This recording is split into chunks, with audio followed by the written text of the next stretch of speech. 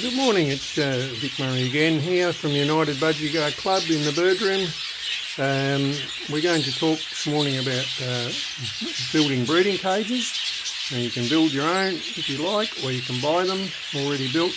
I'll run through how my cages are constructed and make few suggestions that if I was building them again, what I would do. My original bank of 20 cages, which you're looking at here, are all 700mm wide.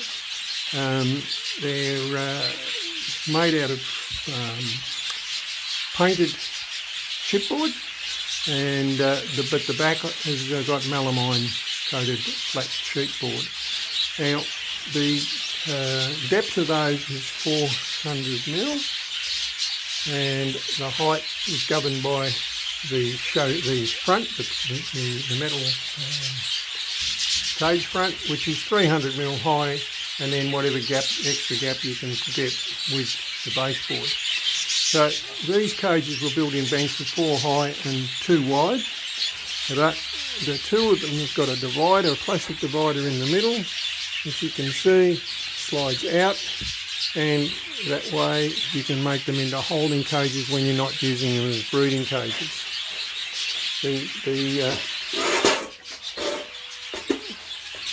Inside the cage, I've got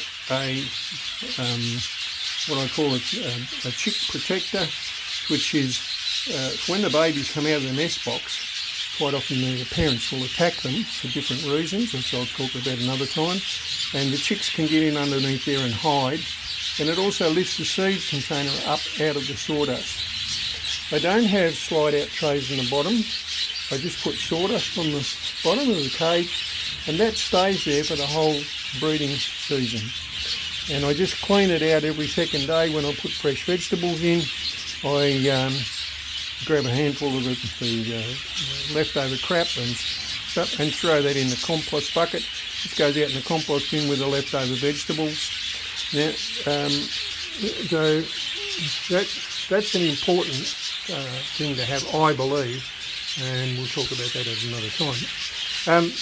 If I was building them again, I would build them slightly differently, because with the sawdust from the floor, the birds tend to kick that out, and you'll see on the floor where I've got birds paired up, they're starting to throw seed out already.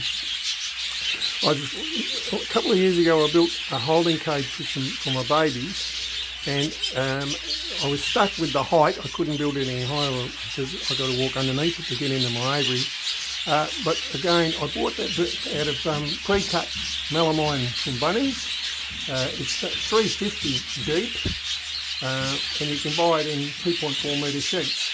So you can make a three wide whole breeding cage if you wanted to, and that's probably what I would do if I was doing them again, and make them in the banks of 3 and then stack them on each other so they're easy to move if you need to.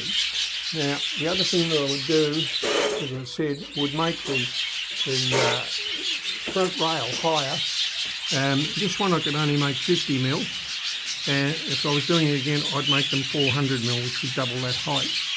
Now, the other thing that's different that I've done on this cage to the original one is I've extended the piece of timber the same height as the front, across where the divider is, put a little metal channel there, so the divider just slides into that channel, and that way there's no gap. And I'll go back to the other cage. There's no gap like we've got here, where the divider comes right down to the bottom and sawdust falls through. The fronts lift out. If you look at the top, there's 3 pinholes. I'll show you there.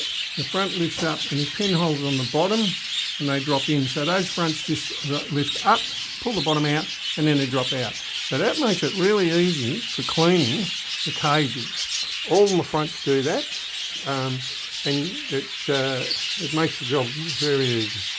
Now, the nest boxes that I use are lift-off blocks. So they're just sitting on 2 screws. You lift them up, come out, and there's a door in the front of the cage which has got a little slide up catch on it that can slide up and hook on. So when you're not using the nest box, the bird you can use. That's when you use your holding cages. Now my nest boxes come in 3-4 pieces. The bottom has a step, which is a separate loose block at the back, and the concave. You can't quite see the concave, but there's a concave in the bottom of that base. That lifts up and comes out, and you'll see some powder underneath the bottom of there. That's a mite spray, and I'll just go to the container of that here. That's a product called Pastine. It's insect powder, and it's used for animals to stop lice and mite and red spiders getting into your chicks. I put that in there after we wash and scrub the boxes. That goes in before we pair the birds up. Fresh sawdust goes in. The box then comes in 2 parts. This the front just drops down and like that, and there we go. When I pair the birds up, which I've just done yesterday, we put a nest card on there, which I'll talk about at another time about keeping records.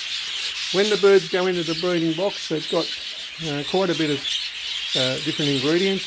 So I have medicated grit, which is in the finger drawer. I've got Murphy's minerals in another drawer. Cuttlefish, iodised calcium block, arrowroot biscuit. My birds get fresh greens every second day. When I first pair them up, I put them on grey sunflower, which gives a bit of oil to the birds. Fresh water. The water gets changed every 2 days as well, and I rotate with medications and minerals and vitamins, which I'll talk about at another time. So that's my cages and my breeding boxes. I have seen other breeding boxes where you've actually got a lift-up door and a slide-out tray. The whole tray comes out. People can lift it out with all the birds in it. There are other boxes where the nest box is inside the cage and the holes on the sides are there. So it depends what you want. I like those because they're nice, big size, big 700mm for the birds. You've got plenty of room to fly from one side to the other. So if you want to build your own, there's a few ideas. I'll try and get a few other breeders' videos of their bird rooms so you can get a better look at that.